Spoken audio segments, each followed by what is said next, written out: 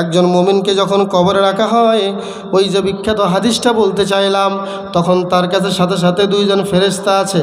লোকটা যদি ইমানদার হয়, তাকে প্রশ্ন করার সাথে সাথে সে জবাব দিয়ে ফেলবে।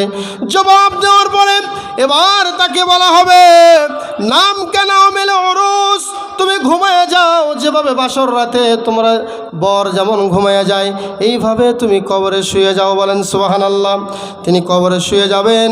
বিশ্বনবী বললেন, ওয়াইফসাহু লাহু মাদ্দা বাসারিহি, ওই ব্যক্তিকে তার দৃষ্টি যত দূর যাবে এত দূর পর্যন্ত তার কবরটাকে প্রশস্ত করা হবে। সুবহানাল্লাহ। এবং তাকে ঘুমানোর জন্য আদেশ করা হবে, তুমি ঘুমায় যাও। এরপরে কাফের ব্যক্তিকে যখন এই প্রশ্নগুলো করা হবে, সে যখন জবাব দিতে পারবে না, তখন সে কি বলবে?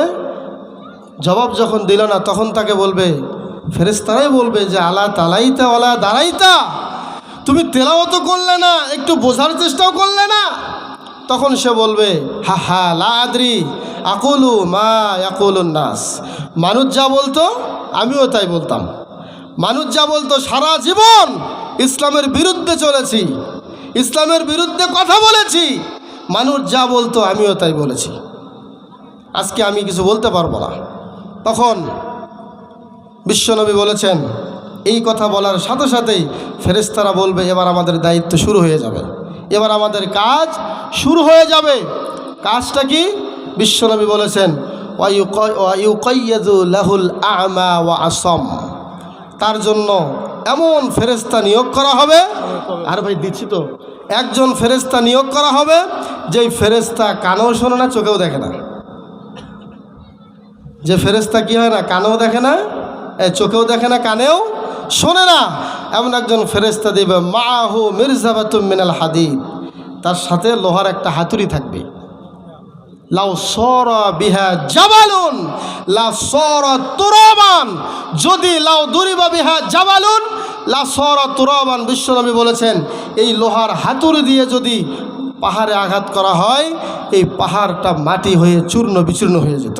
সুবহানাল্লাহ। এমন একটা হাতুড়ি দিয়ে তাকে আঘাত করা শুরু করা হবে, এমন কবরটা তার জন্য চাপ দেওয়া হবে।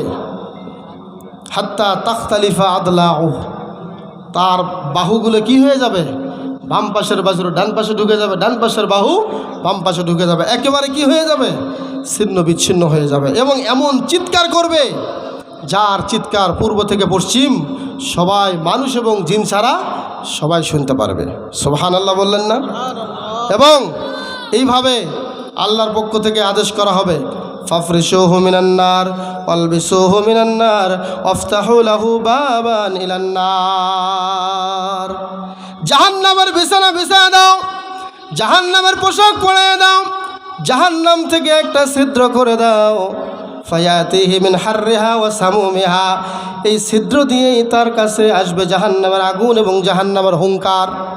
এবং এইভাবেই তাকে কিয়ামত পর্যন্ত, অন্য হাদিসে এসেছে একটা নয় দুইটা নয় 99টা সাপ তার জন্য নির্ধারণ করে দেওয়া হবে। বলেন নাউজুবিল্লাহ। ওয়া ইউকাইয়াযু লাহু 99, নিশ্চয়ই তার জন্য 99টা সাপ নিযুক্ত করে দেওয়া হবে। ওখান থেকে একটা সাপ যদি একবার জমিনে নিঃশ্বাস ছাড়ে, একটা সাপ যদি জমিনে একটা নিঃশ্বাস ছাড়ে, তাহলে ওই সাপের নিঃশ্বাসের চোটে একটা সবুজ ঘাস পর্যন্ত জন্মাবে না। চিন্তা করেছেন? 99টা সাপ তার জন্য নিযুক্ত করা হবে। একটা সাপ যদি জমিনে শ্বাস ছাড়ে, তাহলে আর কোনোদিন সবুজ ঘাস জন্মাবে না। কবরের আযাব, এই জন্য বিশ্বনবী দোয়া করতেন, আল্লাহুম্মা ইন্নী আউযু বিকা মিন আযাবিল কবর, আল্লাহ কবরের আযাব থেকে মাপ চাই। মনে রাখবেন, কবরের আযাবের প্রশ্নে যদি কেউ ফেল যায়, এই ফেল গেলে আর কোনো তার রেহাই নাই। দুনিয়ার যত পরীক্ষার প্রশ্ন আছে, ফেল করলে পাস করার বা ফেল করলে পরীক্ষা দেওয়ার সুযোগ আছে, কিন্তু কবরের জগতের প্রশ্ন আগেই ফাঁস করা আছে, এটা মুখস্থ করলে কোনো উপকার হবে না। কেউ যদি মুখস্থ করে থাকে রব্বি আল্লাহ দীনে আল ইসলাম নবিয়ানা মুহাম্মদ সাল্লাল্লাহু আলাইহি ওয়াসাল্লাম, এই মুখস্থবিদ্যা কাজ হবে? কাজ হবে না। ওই যে ময়না পাখি যারা কথা বলে, একটু বিড়াল দেখলেই যেমন তার মুখস্থবিদ্যা দৌড় দেয়, ঠিক তেমনই যাদের ঈমান নাই, তাদের এই 3টি প্রশ্নের মুখস্থর জবাবে কবরে কোনো ফায়দা হবে না।